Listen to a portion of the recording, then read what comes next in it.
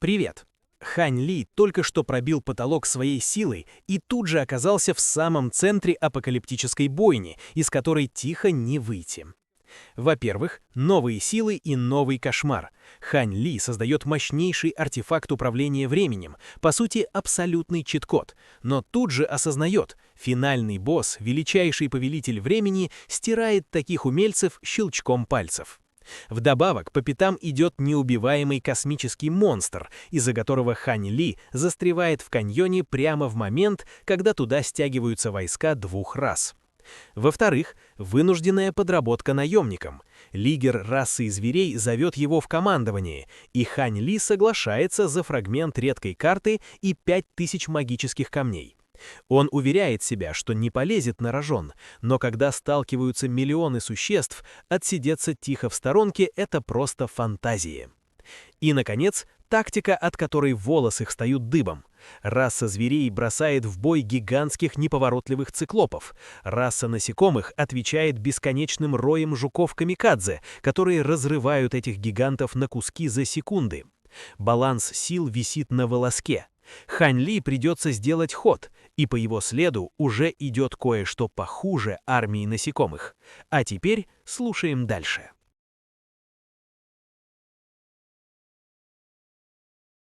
Глава 556. Застигнутые врасплох.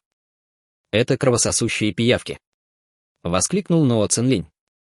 На лице Хань Ли появилось озадаченное выражение, услышав это, и Ноа Фан объяснила.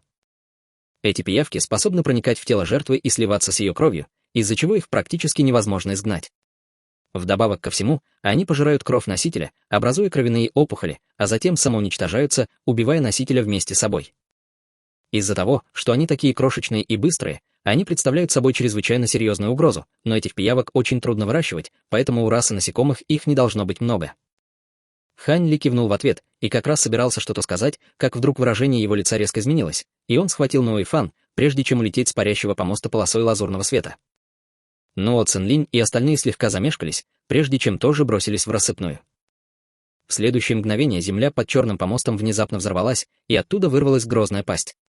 Пасть принадлежала никому иному, как тому гигантскому песчаному зверю, и он одним махом проглотил весь помост целиком.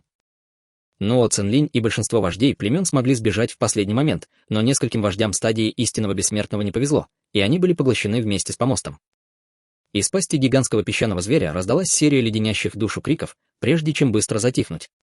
Племена, внезапно лишившиеся своих вождей, тут же пришли в замешательство, но, к счастью, эти племена составляли лишь незначительную часть всей армии расы зверей. Тем временем Хань Ли и Ноа Фан снова появились в небе почти в 20 километрах отсюда. Хань Ли слегка нахмурился, а Ноа Фан выглядела немного бледной, и она поспешно поблагодарила Хань Ли. Придя в себя, Ноа Цинлинь и остальные были разъярены этим нападением, и они немедленно приготовились объединить усилия, чтобы нанести ответный удар гигантскому песчаному зверю. Однако песчаный зверь совершенно не обращал на них внимания. Вместо этого он вырвался из-под земли, прежде чем с невероятной скоростью броситься на дуэт Хань Ли. Хань Ли, увидев это, немедленно схватил Ноа Фан, и в то же время над его телом вспыхнула золотая молния, после чего они вдвоем умчались дугой золотой молнии. Техника движения молнии Хань Ли была чрезвычайно быстрой, и, несмотря на то, что он тащил за собой кого-то, он все еще был значительно быстрее гигантского песчаного зверя. Песчаный зверь издал яростный рев, и из его тела вырвался шквал бесчисленных желтых рун. Сразу же после этого он уменьшился примерно вдвое по сравнению со своим первоначальным размером, но в результате его скорость значительно возросла, когда он бросился в погоню за дуэтом Хань Ли. И Фан. В глазах Ноа Цинлиня появилось встревоженное выражение, когда он повернулся, чтобы броситься за своей дочерью, но Улу поднял руку, чтобы остановить его, сказав: «Я уверен, что с вашей дочерью пока все будет в порядке, вождь Ноа, и ее защищает этот человек. Сейчас нам нужно сосредоточиться на битве». Ноа Цинлинь, услышав это, устремил свой взгляд вниз и с тревогой обнаружил, что в армии расы насекомых появилось несколько огромных сороконожек, которые были не меньше серокожих гигантов. Несмотря на то, что они все еще были значительно меньше гигантского песчаного зверя, они все равно очень выделялись на поле битвы. Эти сороконожки были ярко-серебристого цвета, и их ноги были невероятно острыми. Они неслись прямо в армию расы зверей, беспрестанно выпуская из пасти ядовитый желтый туман, и любой воин расы зверей, соприкасавшийся с этим желтым туманом, мгновенно начинал быстро разлагаться. Некоторые из самых слабых среди них даже превращались в лужи ядовитой крови, которая продолжала разъедать землю под ними. С гигантскими сороконожками во главе армия расы насекомых захватила инициативу и теперь яростно наступала. Воины расы зверей защищались изо всех сил, но их неуклонно оттесняли. Но Цинлинь быстро послал за Хань Ли мужчину из племени Безмятежной Зари со шрамом на лице, а затем присоединился ко всем остальным вождям племен в небе над армией расы зверей. Ход битвы полностью изменился, и армия расы зверей была погружена в состояние паники и хаоса, особенно после разрушения Черного помоста. Однако, увидев Ноа Цинлиня и остальных, все воины расы зверей тут же почувствовали облегчение и уверенность, и их боевой дух значительно поднялся. В то же время 3 золотых бессмертных расы зверей во главе с молодой женщиной, чье лицо было скрыто за вуалью, вылетели вперед, а затем призвали небольшой костяной барабан, костяную флейту и белый костяной флаг, которые начали кружиться в воздухе перед ними.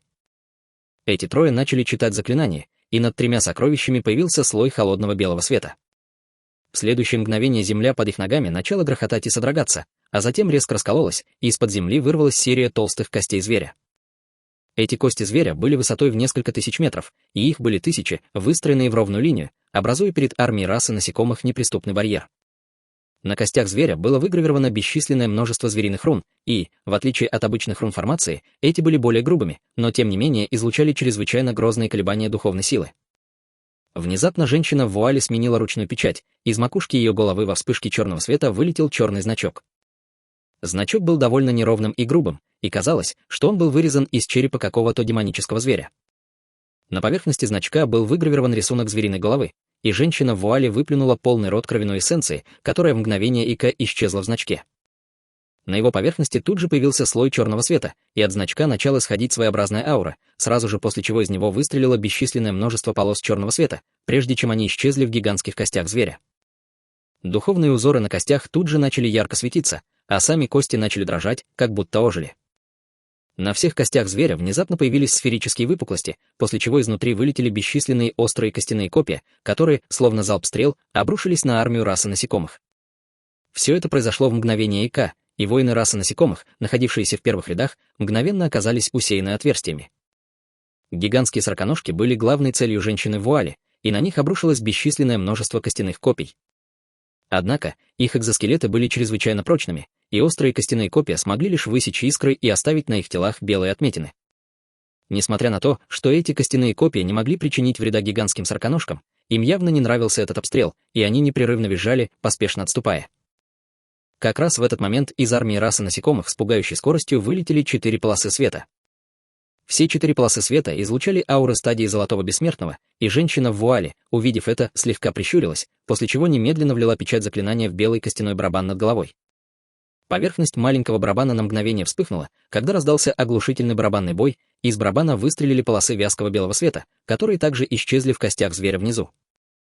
Раздалась серия громких тресков, когда все кости зверя одновременно раскололись, образовав грозное пространство жидкой духовной силы, которая затем быстро слилась, образовав перед армией расы зверей огромный белый световой барьер. На белом световом барьере появились всевозможные звериные рисунки, и по световому барьеру, словно вода, текли вспышки белого света. Световой барьер не казался особо прочным, но от него исходила аура несокрушимости. 4 золотых бессмертных расы насекомых прибыли перед световым барьером, после чего духовный свет вокруг них погас, явив пожилого мужчину в желтой мантии, лысого мужчину с внушительным телосложением и 2 почти одинаковых женщин в золотых мантиях, которые, похоже, были близнецами. Все 4 выглядели немного ошеломленными, явно не ожидая, что белое ограничение сформируется так быстро. Однако, пожилой мужчина в желтой мантии тут же пришел в себя, взмахнув рукавом, чтобы выпустить 3 полосы золотого света, которые с грозной силой обрушились на белый световой барьер.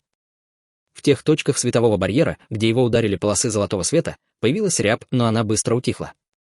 Тем временем золотой свет быстро угас, явив 3 странных насекомых с похожими на лезвие телами. Эти насекомые были сияющего золотого цвета и излучали невероятно острую ауру, напоминая 3 всемогущих золотых меча.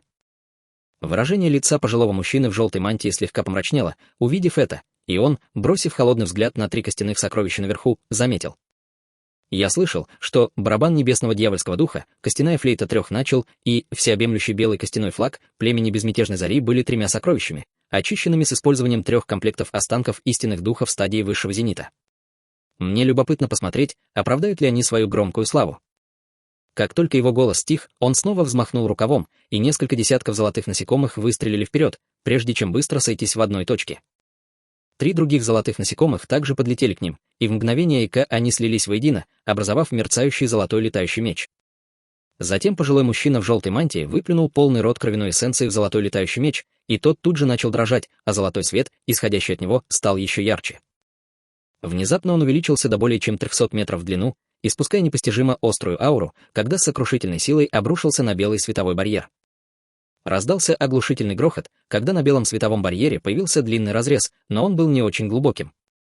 3 золотых бессмертных расы зверей оставались совершенно невозмутимыми, продолжая читать заклинания, одновременно складывая ручные печати. Белый барабан мгновенно слегка увеличился в размерах, издавая гулкий звук, костяная флейта тоже заиграла, а костяной флаг захлопал, выпуская вспышки белого света. Сразу же после этого тела убитых воинов обеих рас на поле битвы внезапно начали сильно дрожать. Плоть на этих телах быстро отделилась, открыв окровавленные скелеты, которые взлетели в воздух, прежде чем броситься к белому световому барьеру, в мгновение ока залатать длинный разрез на его поверхности. 4 золотых бессмертных рас насекомых были весьма удивлены, увидев это, но затем в глазах пожилого мужчины в желтой мантии появился холодный блеск, когда он снова опустил свой золотой меч. В то же время атаковали и 3 других золотых бессмертных расы насекомых. Лысый мужчина взмахнул рукой, и перед ним появился шар сияющего белого света. Сквозь белый свет можно было разглядеть предмет, напоминающий белую мягкую массу, который постоянно извивался и менял форму, представляя собой довольно пугающее зрелище.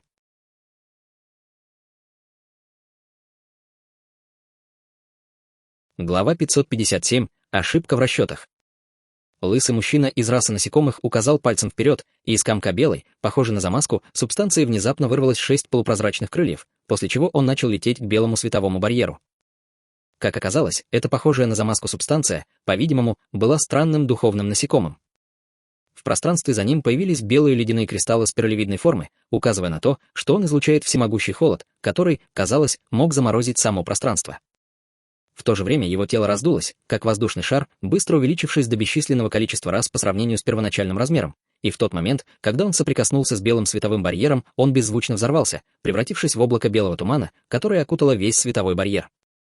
На поверхности светового барьера мгновенно появился слой белых ледяных кристаллов, из-за чего поток белого света на световом барьере значительно замедлился. В то же время 2 женщины в золотых мантиях молча взмахнули рукавами, выпуская пару золотых облаков, которые на самом деле были 2 роями бесчисленных крошечных золотых насекомых. Эти насекомые были размером с муравьев, но у них на спинах были крылья, а пасти были полны острых, как лезвия, зубов. Как только они приземлились на слой белых ледяных кристаллов, они немедленно начали вгрызаться в белый световой барьер, и вскоре на световом барьере появилось бесчисленное множество отверстий. Белый световой барьер все еще пополнял себя и латал эти дыры, поглощая окружающие скелеты, но он явно делал это гораздо медленнее, чем раньше. Как раз в этот момент золотой летающий меч пожилого мужчины в желтой мантии снова обрушился вниз с грозной силой, и раздался оглушительный грохот, когда меч столкнулся со световым барьером. Последний уже был сильно поврежден, и на его поверхности мгновенно появились несколько огромных трещин, из-за чего казалось, что он может разрушиться в любой момент. Выражение лиц 3 золотых бессмертных рас и зверей резко изменилось, увидев это, и все они одновременно выплюнули полный рот крови от обратной реакции, но у них не было времени, чтобы заняться своими внутренними травмами, поскольку они поспешно влили цепочки печати заклинаний в 3 костяных сокровища над головой. 3 сокровища мгновенно начали ярко светиться, а белый свет, вяло двигавшийся по поверхности светового барьера внизу, тоже немного ускорился, но 3 золотых бессмертных знали, что они не смогут продержаться еще дольше. Тем временем, далеко от поля битвы, песчаный зверь все еще преследовал Ханли, первым мчался по воздуху желтой тенью, а Ханли проносился по небу дугой золотой молнии. В этот момент песчаный зверь уменьшился до менее чем 1/1000 своего первоначального размера, и он стал гораздо быстрее, чем раньше. Ханли уже призвал свои грозовые крылья и изо всех сил применял свою технику движения молнии, но все еще не мог оторваться от песчаного зверя. Главной причиной этого было то, что рядом с ним была Ноо и Фан. Поскольку она, по сути, была для него обузой, он, естественно, значительно замедлился. Как раз в тот момент, когда расстояние между ними сократилось до всего лишь нескольких десятков километров, шар желтого света внезапно спустился с небес на Ханли.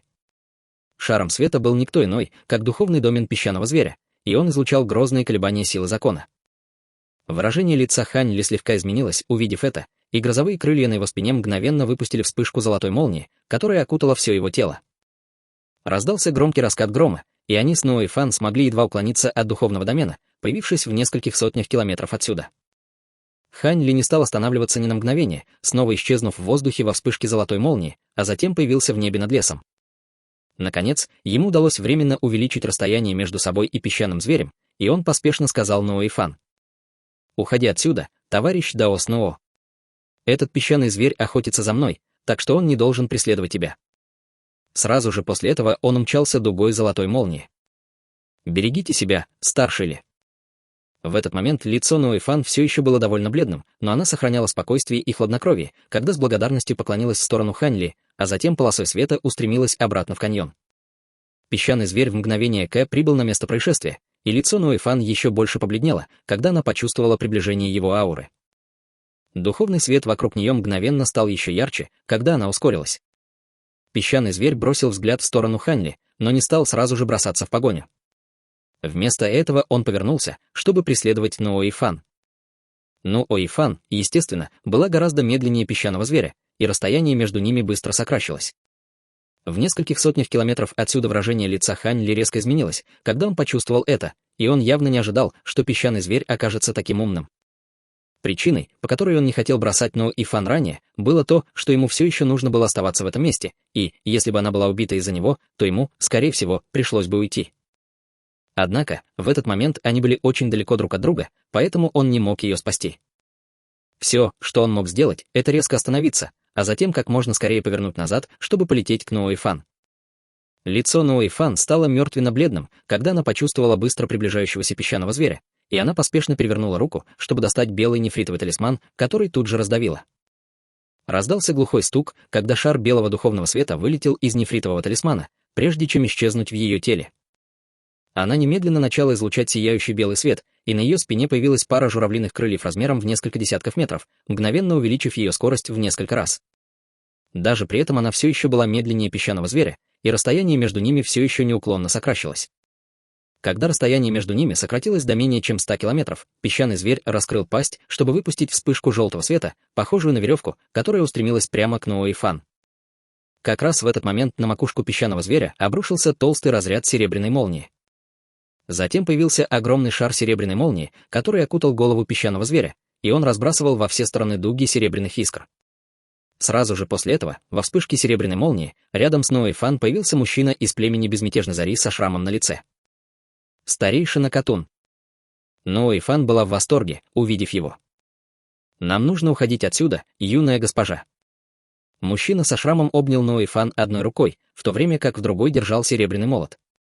На головке молота была выгравирована серебряная метка молнии, излучающая всплески колебаний силы закона молнии, и он выпускал дуги серебряной молнии, окутавшие их обоих. Однако, как раз в тот момент, когда они собирались сбежать, из шара серебряной молнии за их спинами выстрелил шар желтого света, который с невероятной скоростью пронзил тело мужчины со шрамом.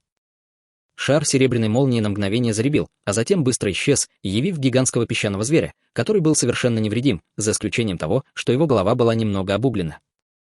Шар желтого света был выпущен из межбровья песчаного зверя, и лицо мужчины со шрамом окаменело, когда он посмотрел вниз на шар желтого света, впившийся ему в грудь, который затем резко взорвался. Тело мужчины со шрамом также взорвалось на бесчисленные куски, которые упали с неба, но в то же время серебряный молот, который он держал в руке, выстрелил прямо в песчаного зверя, и внутри него была едва заметна крошечная зарождающаяся душа. Молот в мгновение достиг песчаного зверя, а затем яростно взорвался гигантским шаром серебряного света, который излучал грозные колебания энергии, заставляя близлежащее пространство дрожать и содрогаться, а во все стороны хлынули порывы свирепого ветра. Гигантский песчаный зверь был полностью затоплен серебряным светом, но все еще можно было услышать его крик тревоги и ярости. Ноа Фан была отброшена далеко вдаль сильными порывами ветра, и слезы начали наворачиваться на ее глаза, когда она повернулась, чтобы посмотреть на шар серебряного света, но в следующее мгновение на ее лице появилось решительное выражение, когда она, полосой белого света, умчалась прочь.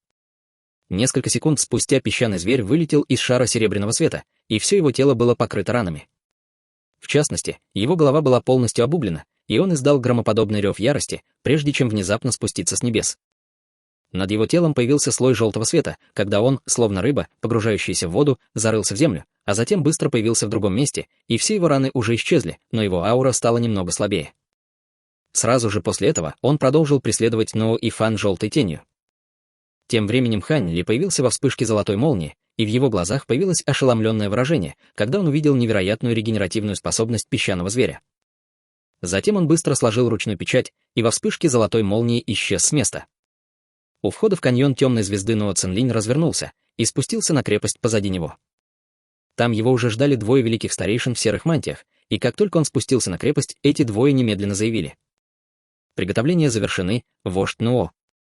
Нуо Цинлинь с серьезным выражением лица кивнул в ответ, затем взмахнул рукавом, и над его телом появилась свободная фиолетовая мантия с красивой вышивкой в виде золотых звезд. Эти трое быстро добрались до просторного алтаря в центре крепости, а затем, выстроившись в треугольник, каждый из них достал деревянный посох, которым они постучали по странным узорам на земле. Два великих старейшины хранили молчание, в то время как Нуо Цинлинь начал петь заклинания на языке истинных духов, чтобы дополнить постукивание их посохов. Мгновение спустя он поднял свой посох, прежде чем силой вонзить его кончик в землю, и посох мгновенно пробил каменный материал алтаря. Два великих старейшины сделали то же самое, сразу же после чего Нуо Цинлинь поднял руку, прежде чем провести пальцем по ладони, мгновенно нанеся глубокий порез до самой кости. Из пореза потекла светящаяся фиолетовая кровь, которая капала на землю, но вместо того, чтобы разбрызгиваться во все стороны, кровь слилась, образовав крошечную темно-фиолетовую змею, которая начала ползти вперед. Вскоре крошечная змея заполнила всю формацию на алтаре, и лицо Нуо Цинлиня значительно побледнело, когда он, стиснув зубы, снова вонзил основание своего посоха в землю. Раздался слабый гул, когда из всего алтаря вырвалась вспышка сияющего фиолетового света, и появилась сложная фиолетовая проекция формации, внутри которой бесчисленное множество крошечных искорок света танцевало, как светлячки, прежде чем сойтись, образовав огромную тень размером с небольшую гору.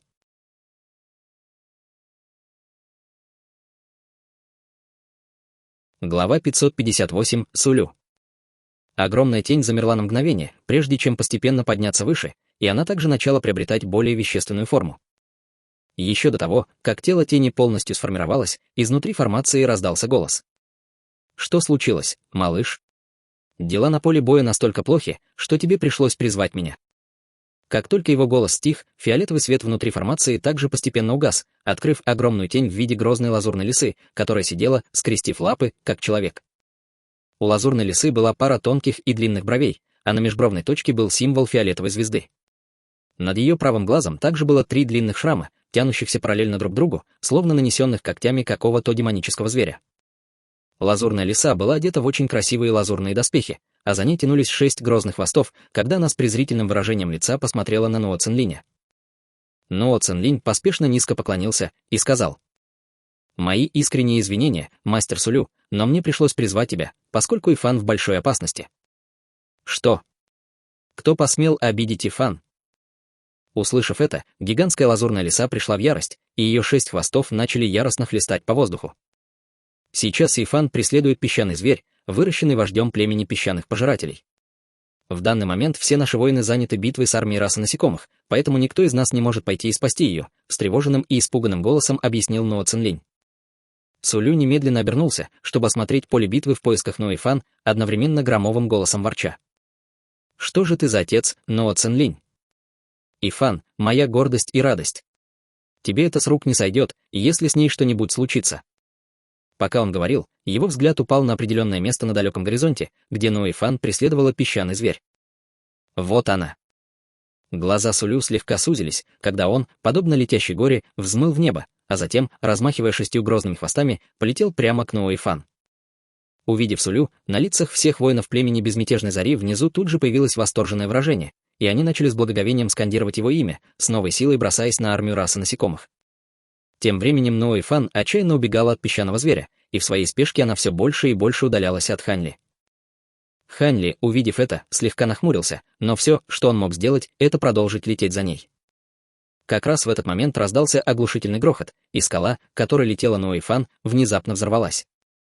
Песчаный зверь зарылся в землю, и он вырвался из останков обрушившейся скалы, прежде чем броситься на Нуо Ифан с широко раскрытой пастью, уже вернувшись к своему первоначальному размеру. Нуо Ифан была очень встревожена, увидев это, но, к ее чести, она сохраняла самообладание, когда развернулась в воздухе, а затем, ступив на огромный падающий камень, использовала его как платформу, чтобы оттолкнуться от гигантского песчаного зверя.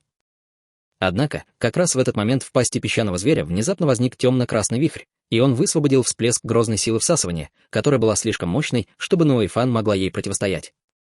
В результате она вообще не смогла уйти, и ее начало затягивать в пасть песчаному зверю. Как раз в тот момент, когда она собиралась быть поглощена песчаным зверем, Ханьли поспешно сделал ручную печать, прежде чем указать пальцем вперед, и зеленый бамбуковый меч облачного роя в мгновение ока достиг Нуо Ифан, подхватив ее во время стремительного падения. Меч ярко засиял, выпустив во все стороны всплеск меча, который противодействовал силе всасывания, исходящей из пасти песчаного зверя. Сразу же после этого меч улетел вдаль, неся на себе Ноа и Фан. Песчаный зверь с грозной силой захлопнул пасть, но, к его ярости и разочарованию, он укусил лишь пустоту. Он немного сжался, словно пружина, а затем, как пушечное ядро, выстрелил в небо, устремившись прямо к Ноа и Фан. Только что едва избежав смерти, Ноа и Фан даже не успела привести дух, как ее снова настигла неминуемая гибель. «Не бойся, Ифан, я займусь этой тварью». Как раз в этот момент прибыл Сулю, и он, пролетев по небу над Ноа и Фан, бросился на гигантского песчаного зверя, который преследовал ее. Два грозных существа яростно столкнулись в воздухе, а затем вместе рухнули на землю. Тем временем зеленый бамбуковый меч облачного роя развернулся в небе, прежде чем отнести Ноа и Фан к Хань Ли. Ноа и Фан все еще была мертвенно-бледна, и, немного придя в себя, она сказала: «Спасибо, что спасли мне жизнь, старший Ли. Я обязательно отплачу вам за это». Хань Ли лишь кивнул в ответ, сделав призывный жест, чтобы вернуть к себе свой зеленый бамбуковый меч облачного роя.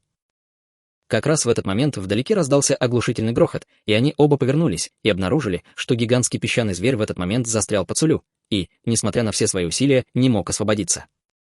Сулю сидел верхом на песчаном звере, и его хвосты обвили песчаного зверя, как 6 гигантских лазурных питонов, сжимаясь все сильнее и сильнее, чтобы раздавить свою добычу. В то же время он также высвободил свой духовный домен, но не очень далеко, лишь настолько, чтобы охватить песчаного зверя. «Что это?» С удивленным выражением лица спросил Хань Ли. «Это мастер Сулю, истинный дух, которому поклоняется наше племя Безмятежной Зари. Его база совершенствования сравнима с базой совершенствования тех, кто на ранней стадии высшего зенита у людей», объяснила Ноа и Фан. Хань Ли задумчиво кивнул в ответ. Он видел много разных видов лис-демонов в царстве смертных и царстве духов, но большинство из них преуспевали в иллюзорных и соблазнительных техниках. Впервые он увидел лису-демона, обладающую такой грозной физической силой. Сказав это, учитывая, что лазурная лиса была первобытным истинным духом, она, должно быть, уже бесчисленное количество лет жила в первобытных землях, поэтому ее, естественно, нельзя было сравнивать с обычными демонами. Внезапно Сулю сделал хватательное движение обеими руками, и вспышка черного света сошлась, образовав в его руках огромный черный посох, усеянный звездными узорами и слабо светящийся. Сулю издал оглушительный рев, и звездные узоры на посохе в его руках значительно посветлели, когда на кончике посоха образовался сияющий звездный вихрь, прежде чем он силой опустил его на голову песчаного зверя. Несмотря на то, что тело песчаного зверя было временно обездвижено, он все еще мог поворачивать голову, и он, раскрыв свою пещеру, укусил черный посох, и в его пасти возникла вспышка темно-красного света. Небольшая часть посоха была затянута в пасть песчаному зверю, и звездный вихрь столкнулся с темно-красным светом.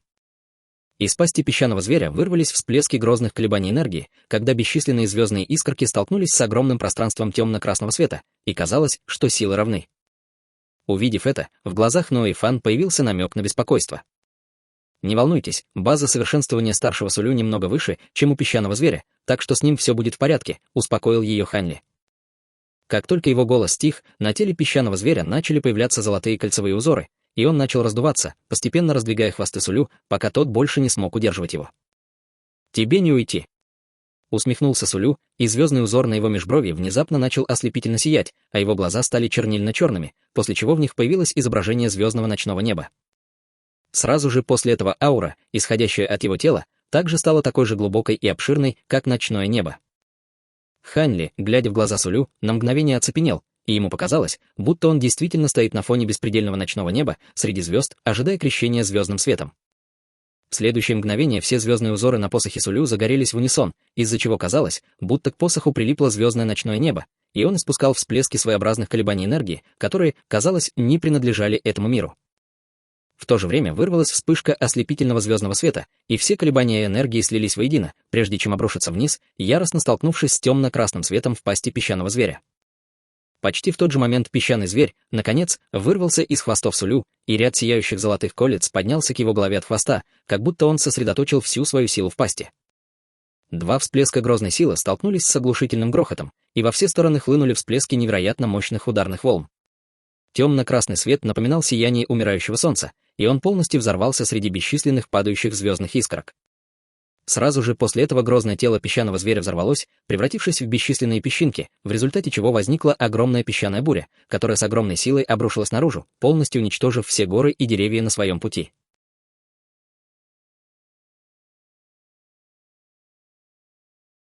Глава 559. Таракан. Хань Ли не изменился в лице, взмахнув рукавом, чтобы выпустить несколько вспышек лазурного света, которые переплелись, образовав перед ним и Ноо Ифан лазурный световой барьер. В следующее мгновение неистовая песчаная буря обрушилась на них с неудержимой силой, и казалось, что лазурный световой барьер обстреливает бесчисленными стрелами, но он оставался непоколебимым, как гора. Порывы желтого ветра быстро распространились по грозному пространству вокруг, поднимая в небо еще больше песка, в то время как бесчисленные деревья были вырваны с корнем, прежде чем быть погребены под песком. В мгновение ока вся область радиусом нескольких километров превратилась в море песка. Поле битвы между росой зверей и росой насекомых было довольно далеко от того места, где сражались Сулю и песчаный зверь, но даже при этом порывы свирепого ветра все еще могли обрушиться на все поле битвы, из-за чего видимость практически упала до нуля. На самом деле, более слабым воинам на поле битвы было невероятно трудно просто оставаться на месте, не будучи унесенными, и в результате продвижение армии расы насекомых значительно замедлилось. Это, естественно, было хорошей новостью для армии расы зверей, и, в частности, золотые бессмертные расы зверей коллективно вздохнули с облегчением, а затем воспользовались этой возможностью, чтобы изменить формацию армии и укрепить свою линию обороны. Армия расы зверей имела преимущество домашнего поля на этом поле битвы, и во время этой короткой передышки некоторые племена смогли применить защитные меры, которые до этого не могли использовать. Вскоре после этого песчаная буря утихла, и все вернулось на круги своя.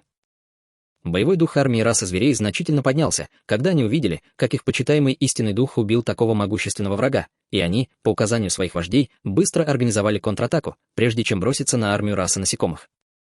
Из-за того, насколько агрессивной была атака армии расы насекомых, армия расы зверей была застигнута врасплох, но теперь, когда им дали возможность перегруппироваться и начать эффективную контратаку, вскоре продвижение армии расы насекомых было полностью остановлено. В центре моря песка песчаного зверя нигде не было видно, и остался только Сулю, который одной рукой держал свой черный посох, а в другой сжимал большой песчаный кристалл. Этот песчаный кристалл был явно гораздо более высокого качества, чем тот, который получил Хань Ли. Он был не только полностью прозрачным, но и внутри него было несколько золотых нитей, которые излучали всплески грозных колебаний духовной силы. Хань Ли взмахнул рукавом, чтобы убрать лазурный световой барьер, и Ноо Ифан немедленно бросилась к Сулю, встревоженно спросив: «Вы в порядке, мастер Сулю?» «Конечно. Я в полном». На этом голос Сулю резко оборвался, и он выплюнул полный рот крови. Ноо Ифан тут же облетела Сулю, и только тогда обнаружила, что у него на груди огромная дыра. Большая часть лазурных доспехов вокруг отверстия была обуглена, и в этот момент рана медленно заживала, выпуская клубы белого дыма. Тем временем Хань Ли просто стоял и наблюдал издалека. В то же время Цзинь Тун общалась с Хань Ли с помощью своего духовного чувства, пытаясь уговорить его забрать у Сулю этот песчаный кристалл. До этого она находилась в животе у Сиабая. Однако, несмотря на ее невероятные физические способности, внутреннее пространство в теле Сиабая тоже оказалось довольно необычным, и ей пришлось не так давно снова появиться. Забудь об этом. Сейчас мы рассчитываем на то, что раса зверей справится с другим бессмертным золотым пожирателем. Если мы сейчас попытаемся что-то сделать, то, скорее всего, раса зверей прогонит нас, и нам придется самим противостоять армии расы насекомых, ответил Хань Ли с помощью голосовой передачи. Кстати, о другом бессмертном золотом пожирателе, он, кажется, все ближе и ближе. Воскликнула Цзинь Тун. Мне нужно снова спрятаться. Открой рот, Сиабай. Ты можешь спрятаться в моем желудке, но, пожалуйста, не ешь больше моих сокровищ.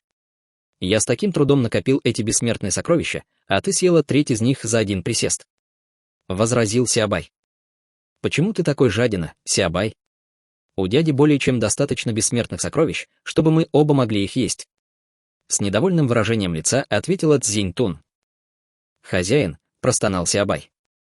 Если нам удастся пережить эту передрягу, я позволю тебе есть сколько душе угодно, но если нет, то это может быть наш конец, мрачным голосом сказал Хань Ли, устремив свой взгляд в определенное направление, и в его глазах мелькнул синий свет. Я рад, что ты в безопасности, сказал Сулю, внимательно осмотрев Ноо Ифан, и удовлетворенно кивнул. Все это благодаря тебе и старшему Ли, ответила Ноо Ифан. Это тот человек, о котором ты говорила? Спросил Сулю, повернувшись к Хань Ли и опустив основание своего посоха на землю. Именно так. Старший Ли уже дважды спас мне жизнь, кивнув, ответила Ноо Ифан. Похоже, ты очень благодарна ему. Может быть, ты собираешься отплатить ему своим телом? С хитрой улыбкой подразнил Сулю. Ноо Ифан знала, что Сулю над ней смеется, поэтому могла только промолчать, недовольно надув губы. Люди всегда были очень хитры, иногда даже хитрее нашего племени лис, поэтому смотри, не сближайся с ним слишком сильно, продолжил Сулю, и на его лице появилось серьезное выражение. Я поняла, мастер Сулю, кивнув, ответила Ноэ Фан. Как раз в тот момент, когда они вдвоем разговаривали, выражение лица Сулю резко изменилось, он схватил Ноэ Фан, а затем бросил ее к Хань Ли, крикнув на языке регионов бессмертных. «Уноси ее отсюда!» Хань Ли, казалось, уже почувствовал, что что-то не так, и в тот момент, когда Сулю бросил Ноэ Фан, он уже исчез с места. В следующее мгновение он появился прямо на пути Ноэ Фан, затем, подхватив ее за талию, снова исчез с места. Бросив Ноэ Фан, Сулю взял свой черный посох, а затем с грозной силой вонзил его в пространство впереди, и его атака была направлена именно в то направление, куда Хань Ли смотрел мгновение назад. Звездные узоры на посохе засияли, и на кончике посоха появился серебряный свет, который мгновенно расширился, образовав сияющее звездное небо размером в несколько километров. Сразу же после этого перед звездным небом из ниоткуда внезапно появилось ослепительное золотое солнце. Огромный шар золотого света, словно метеорит, обрушился на звездный световой барьер, выпущенный черным посохом, и раздался оглушительный грохот. Звездное ночное небо мгновенно взорвалось, и перед лицом этого шара золотого света посох Сулю стал хрупким, как стебель сорга, быстро рассыпаясь на бесчисленные осколки. В конечном счете, бесчисленные звезды не смогли противостоять одному солнцу, и все звездное небо яростно взорвалось. Сулю издал мучительный рев, когда его гигантское тело отлетело назад, словно рюкзак, прорыв в земле невероятно глубокую траншею, прежде чем он силой врезался в скалу. Бесчисленные камни обрушились со скалы, мгновенно похоронив половину его тела. Из уголка его губ потекла струйка черной крови, и он, стиснув зубы, пристально посмотрел на шар золотого света, внутри которого находился золотой жук размером более 3 километров. Все его тело излучало неописуемо грозную ауру, и, хотя Хань Ли убегал в каньон, повернувшись спиной к золотому жуку, он знал, что это никто иной, как бессмертный золотой пожиратель, о котором говорила Цзинь Тун. Несмотря на то, что он внешне был практически идентичен Цзинь Тун, его аура была на поздней стадии высшего зенита. Увидев ауру золотого жука, на лице Хань Ли появилось мрачное выражение, но он ничуть не замедлился. Вместо этого он начал бежать еще быстрее. Повелитель духов насекомых. Армия расы насекомых с трудом сдерживала агрессивный натиск армии расы зверей, но все воины расы насекомых, увидев бессмертного золотого пожирателя, мгновенно разразились громовыми аплодисментами. Все духовные насекомые, которыми управляли воины расы насекомых, также воспряли духом, и с новой силой и кровожадностью бросились на армию расы зверей, снова уравняв силы обеих армий. В этот момент Ноа Цинлинь уже вернулся на поле битвы, и, увидев бессмертного золотого пожирателя, на его лице появилось встревоженное выражение, после чего он поспешно устремил свой взгляд на Сулю, ища свою дочь. Однако, начав искать ауру Ноэ Фан, он обнаружил, что Хань Ли уже отнес ее обратно в каньон. «Отдай ее!» Холодным и громовым голосом, который прокатился по всему полю битвы, сказал Золотой Жук. «Как и говорил отец, ты такой же живучий, как таракан. Если тебя не убьют, то ты станешь только сильнее, но я не думал, что с момента последней войны ты уже станешь таким могущественным», усмехнулся Сулю, выплюнув еще один полный рот крови. «Не заставляй меня повторяться», — холодным голосом сказал Золотой Жук, затем скрестил 2 передние лапы, прежде чем яростно взмахнуть ими, выпустив 2 полосы полупрозрачного света, которые напоминали пару огромных крыльев цикады, мгновенно исчезнув. Однако Сулю, казалось, уже был готов к этой атаке, и он тут же вскочил с земли, прыгнув на несколько километров вверх, чтобы в последний момент уклониться от 2 полос полупрозрачного света. Хань Ли внимательно наблюдал за Золотым Жуком издалека, и в его глазах мелькал синий свет, и он был ошеломлен увиденным. Как оказалось, даже частички пыли и лучи света на пути 2 полос полупрозрачного света были рассечены надвое. После того, как Сулю уклонился от атаки, 2 полосы полупрозрачного света ударили по скале позади него, и вся скала была рассечена, как тофу, не оказав никакого сопротивления. Сулю завис высоко в небе, выглядя довольно потрепанным, и крикнул: «Отец, этот таракан обижает меня». Как только его голос стих, в небе появилось грозное пространство сияющего звездного света, и из него возникла еще более величественная фигура.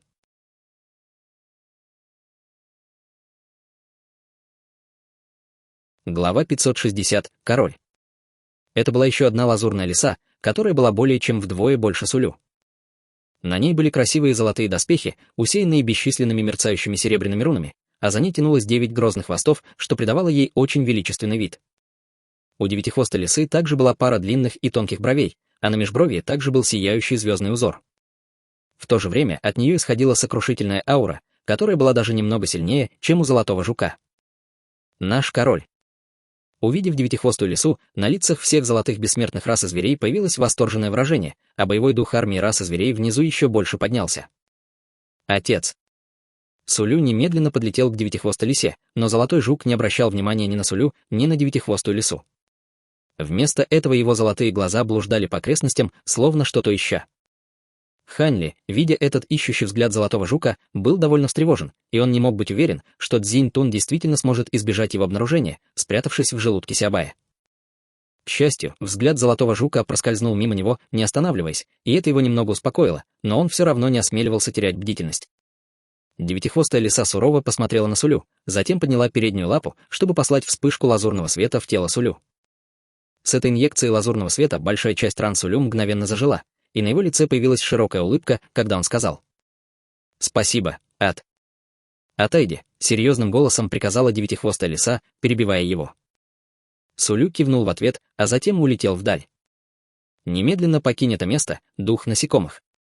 Иначе у меня не останется выбора, кроме как убить тебя», — громовым голосом заявила девятихвостая лиса. Только тогда золотой жук, наконец, впервые обратил свой взгляд на девятихвостую лису. В следующее мгновение он внезапно превратился в золотую тень, появившись в мгновение ока за спиной девятихвостой лисы, прежде чем открыть пасть, чтобы выпустить толстый столб полупрозрачного золотого света, который в мгновение ока пронзил тело девятихвостой лисы. Девятихвостая лиса оставалась совершенно неподвижной, казалось, не успев среагировать, но в следующее мгновение он внезапно исчез, и оказалось, что это было всего лишь остаточное изображение. Золотой жук, увидев это, слегка озадачился и резко остановился. Сразу же после этого, во вспышке лазурного света, за ним внезапно появилась девятихвостая лиса, после чего ее 9 хвостов, словно молния, выстрелили вперед, чтобы поймать золотого жука, одновременно высвобождая лазурный духовный домен. В то же время над ее 9 хвостами появился слой черного духовного света, и звездный свет беспрестанно мерцал на хвостах, когда они быстро сжимались, подобно 9 черным питонам, сжимая тело золотого жука. Затем девятихвостая лиса открыл пасть, чтобы выпустить столб черного пламени, который ударил по золотому жуку, прежде чем превратиться в море огня, и все это произошло в одно мгновение. Море огня излучало всплески невероятно палящего жара, который заставлял близлежащее пространство искривляться и сильно дрожать, и, хотя Хань Ли находился довольно далеко от моря огня, даже ему пришлось улететь подальше, не в силах вынести этот жар. Сулю, увидев это, с довольным выражением лица, тоже отступил вдаль. Тем временем девятихвостая лиса продолжала обстреливать, и из звездного рисунка на его межбровье внезапно выстрелил луч звездного света.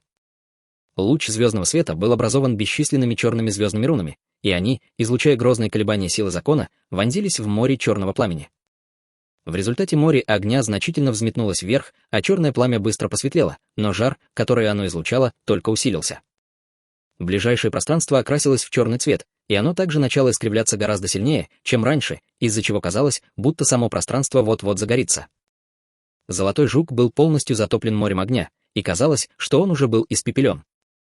Сулю, увидев это, был в восторге, как и все золотые бессмертные расы зверей, в то время как все золотые бессмертные расы насекомых с ужасом и отчаянием наблюдали за этим. Однако, в следующее мгновение море огня внезапно начало яростно бурлить, и внутри него появился быстро расширяющийся вихрь, после чего внутри вихря появился золотистый свет. Прежде чем девятихвостая лиса успела что-либо сделать, вихрь резко увеличился в размерах, а золотистый свет внутри также значительно посветлел, и все черное пламя мгновенно было затянуто в вихрь. В результате появился золотой жук, он все еще был пойман в ловушку 9 хвостов, но из его пасти исходил золотистый свет, когда он поглотил последнюю струйку черного пламени. Ликование армии расы зверей тут же стихло, и все поле битвы на мгновение замерло, а Сулю тоже смотрел с раскрытым от шока ртом. Как дух насекомых стал таким могущественным? В прошлой войне у него не было никаких шансов против мастера Йоху, пробормотала Ноэ Фан себе под нос с ошеломленным выражением лица. «Это ваш король?» — спросил Хань Ли. Именно так. Мастер Йоху — король, которому поклоняются все племена нашей расы зверей, и он также отец истинного духа нашего племени Сулю, кивнув, ответила Ноэ Фан. Звучит так, будто это не первая битва между вашим королем и духом насекомых. Как дух насекомых противостоит вам?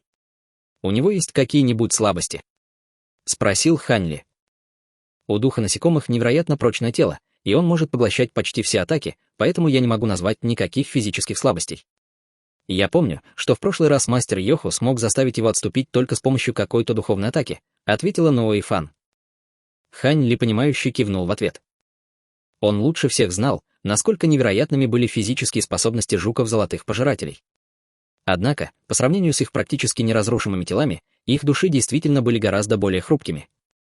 Как раз в тот момент, когда Хань Ли и Ноэ Фан разговаривали, Золотой Жук внезапно обратил свой взгляд на 9 хвостов, обвивавших его тело, после чего из его передних конечностей к хвостам выстрелили 2 тонкие полосы полупрозрачного золотого света. Девятихвостая лиса тут же максимально быстро убрала свои хвосты, одновременно отлетая вдаль, и, несмотря на то, что она отреагировала очень быстро, 2 ее хвоста все же были поражены полосами золотого света. Эти 2 хвоста мгновенно отделились, и из ран хлынула кровь. Девятихвостая лиса остановилась почти в 10 километрах отсюда, и, увидев свои отрубленные хвосты, в ее глазах появился яростный блеск. Она выбросила вперед 2 передние лапы, и раздались 2 оглушительных удара, когда над Золотым Жуком появились 2 гигантские проекции звериных лап, одна лазурная, а другая черная. Проекции лап излучали слабый лазурный свет, внутри которого кружились бесчисленные лазурные руны, после чего на проекциях лап появилось изображение звездного ночного неба. 2 проекции слегка отступили, а затем с грозной силой обрушились на Золотого Жука. Золотой Жук презрительно усмехнулся, после чего из его тела выстрелили 2 вспышки золотого света, похожие на питонов, которые с легкостью пробили пару проекций лап, а затем обвили их и с силой сжались. На пару проекций лап мгновенно начала воздействовать вспышка ужасающей силы, мгновенно разрушив их, превратив в бесчисленные пятнышки лазурного и черного духовного света, которые распространились по всему окружающему пространству в радиусе почти 10 километров. Девятихвостая лиса подняла 2 передние лапы, прежде чем описать ими пару полукругов в воздухе, и разбросанные пятнышки лазурного и черного света внезапно начали мерцать, прежде чем слиться, образовав бесчисленные черные и лазурные нити света, которые обвили Золотого Жука. Золотой Жук, увидев это, был немного озадачен, но остался совершенно невозмутимым, когда из его тела вырвалось бесчисленное множество полос полупрозрачного золотого света, которые ударили по черным и лазурным нитям света. Эти нити света не казались такими уж примечательными, но они были невероятно прочными, и была разорвана лишь менее половины из них, в то время как остальные остались на месте. Увидев это, в глазах Золотого Жука промелькнул проблеск удивления, и как раз в этот момент девятихвостая лиса появилась прямо над его головой. От передних лап девятихвостой лисы вспыхнул черный свет, и появились 2 набора похожих на косы черных когтей, каждый из которых был около 3 метров в длину. Затем девятихвостая лиса спикировала вниз, и ее когти излучали сияющий звездный свет, которые злобно оцарапали спину Золотого Жука, разбросав во все стороны искры. Раздался всплеск грозных колебаний энергии, когда золотой и черный свет столкнулись с грозной силой, и все когти на передних лапах девятихвостой лисы были сломаны, в то время как на спине Золотого Жука появилась лишь серия белых отметин. Когти даже не смогли пролить кровь, и, увидев это, выражение лица девятихвостой лисы мгновенно значительно помрачнело. Внезапно золотой свет, исходящий от тела Золотого Жука, резко значительно посветлел, и внутри него появились полупрозрачные золотые нити, излучая всплеск грозной силы всасывания. Черный свет был мгновенно затянут в золотой свет, а золотой свет продолжал надвигаться на девятихвостую лису. Девятихвостая лиса явно очень опасалась этого золотого света, и он тут же отскочил вдаль, как лазурная тень. Однако, как раз в этот момент золотой свет вокруг Золотого Жука стал еще ярче, из-за чего он стал похож на раскаленное золотое солнце. Сияющий золотой свет быстро распространился во всех направлениях, образовав грозный золотой духовный домен, внутри которого полосы золотого света беспрестанно кружились, образуя ряд вихрей разного размера. Девятихвостая лиса не успела далеко улететь, как ее настиг золотой духовный домен, и ее скорость значительно снизилась. В этот момент нити лазурного и черного света вокруг тела Золотого Жука уже исчезли, и он бросил холодный взгляд на девятихвостую лису, прежде чем раскрыть пасть, чтобы выпустить около дюжины золотых нитей закона. Как только эти нити закона вылетели из его пасти, они тут же значительно увеличились в размерах, излучая ослепительный золотой свет, внутри которого мерцало бесчисленное множество золотых рун. Сразу же после этого десяток или около того увеличенных нитей закона переплелись, образовав невероятно реалистичного золотого змея длиной в несколько километров.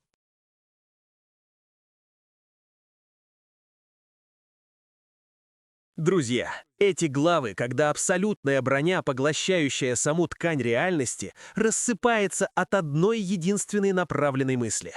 Поначалу картина привычная. Гигантские серебристые многоножки прорывают ряды зверей. Костяные барьеры расстреливают врагов тысячами копий. Классическая бойня на истощение. Но масштаб мгновенно схлопывается до одной точки, когда лазурная лиса Сулю обрушивает на песчаного зверя атаку звездного неба.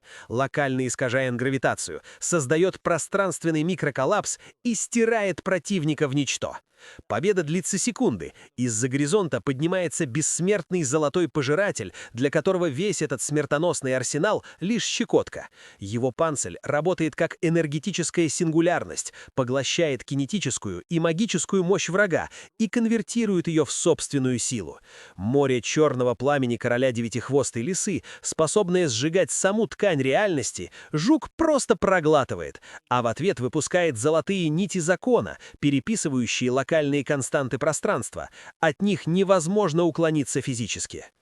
Именно здесь Хань Ли замечает парадокс. Система, потратившая весь ресурс на возведение идеального физического сосуда, оголила нечто другое. Броня безупречна, но разум и душа жука остались абсолютно беззащитными. Ментальная архитектура атрофировалась за полной ненадобностью. Прямое столкновение потеряло смысл, и правила войны меняются радикально. От тотальной бомбардировки к точечной нейрохирургии, от грубой силы к скрытому саботажу единственной духовной уязвимости.